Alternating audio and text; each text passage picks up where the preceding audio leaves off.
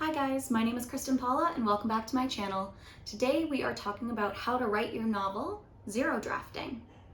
Now disclaimer before we start, as always, I am an unagented writer, which means I have not yet successfully queried a book and gotten representation. So if you don't like the advice I give, that's fine, feel free not to take it, and if you do like it and you drive with it, great, awesome. I started this channel in order to document my writing journey from the beginning and starting to query, hopefully to getting an agent. So, what's a zero draft? A zero draft is the draft you write before draft one.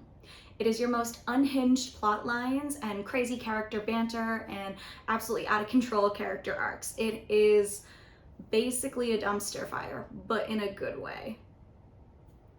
So every book I've ever written, I have written a zero draft for. My zero drafts are anywhere between 10,000 and 15,000 words. I've done this for 3 books now, and that's about where I've landed. When I zero draft, it is always, and I mean always, out of order. I know. So some people ask me all the time, how can you possibly write a zero draft out of order? When I'm zero drafting, I am writing down every single thought that comes to my brain about this new book. It could be a quick 3-sentence line of banter between 2 characters. It could be a description of a scenery. It could be the ending. It could be a really important piece of information involved if I'm writing a thriller. I write literally everything and anything that comes to mind when I'm writing about this book. Which means my zero draft is usually the hottest of hot messes and never actually sees the light of day. This is not the draft I am sending to beta readers and CPs. This is the me, myself, and I only draft for my eyes only. So what are some examples of things that I've recently written into one of my zero drafts? So I recently just finished drafting a YA thriller, and I knew already before I started this book who the villain was and why they did the thing. So what I did in my zero draft was I wrote about a page, maybe a page and a half, of the villain giving his villain monologue. I was able to write out all of the reasons, him explaining at the end why he did the things that he did. So even though I hadn't written the beginning of the book yet, even though I didn't even know who my main character was yet, even though I didn't have an actual solid concrete plot line, it didn't matter because it was just going in my zero draft. So once you have a zero draft, then what do? I am a plotter. My type A personality does not allow me to be anything else other than a plotter. So what I do is after I write my zero draft, I set it aside. I don't touch it for like a week or 2, and I just let it sit and I let it marinate. In the meantime, I am doing a scene outline. Now I use a couple of different methods for my scene outlines. I use Save the Cat Writes a Novel. I will link where to buy it. I believe it's on Amazon. I could be lying to you right now, but I will link where I got it from. I also use Romancing the Beat by, I believe that's by Gwen Hayes. I'll link that down below as well.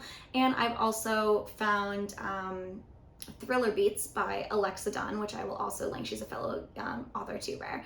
I will link her page and her video down below as well. So what I do is I take a giant Excel spreadsheet and I put the Save the Cat plot points, I put the romance plot points, and I put the thriller plot points, because all of my books, regardless of what genre they are, have a romance plot line. And then I go through and I select which one of each that I want, creating myself a three-act story structure.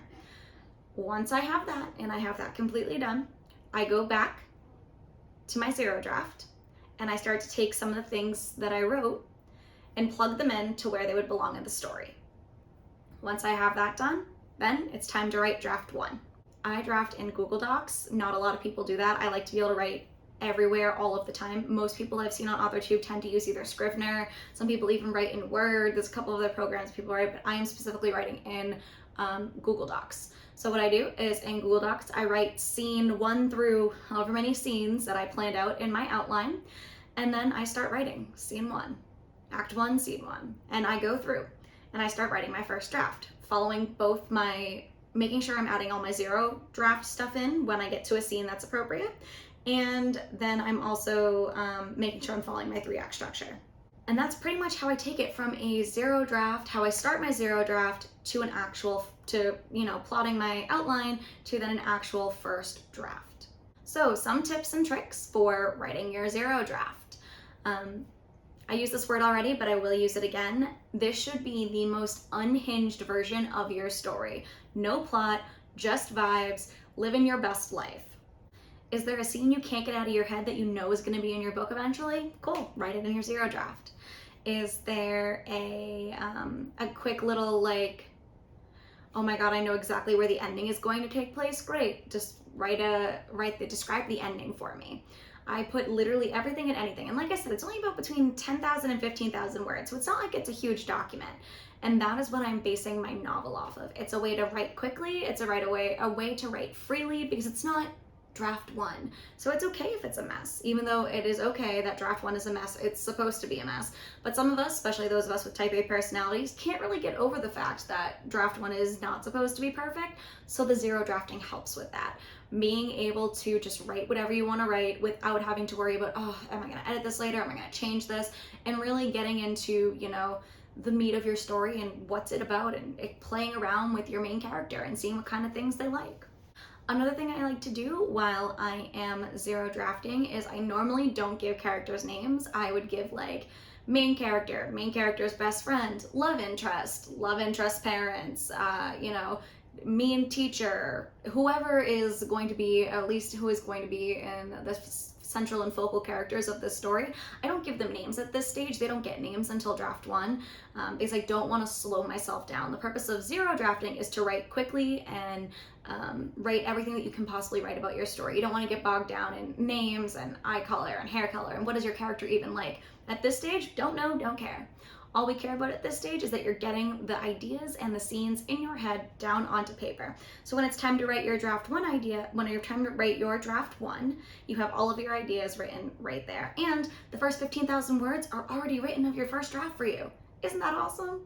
So I did mention a couple of resources. Like I said, I will link them down below. They are Save the Cat Writes a Novel, Romancing the Beat, and the Thriller Beats from that I found from Alexa Dunn. I'm not sure if she was the one who came up with the Thriller Beats or if somebody else did. If they did, I can't find the original source, so I'm gonna link her video down below. All three of these have been a godsend to me when it comes to turning my zero draft into a first draft.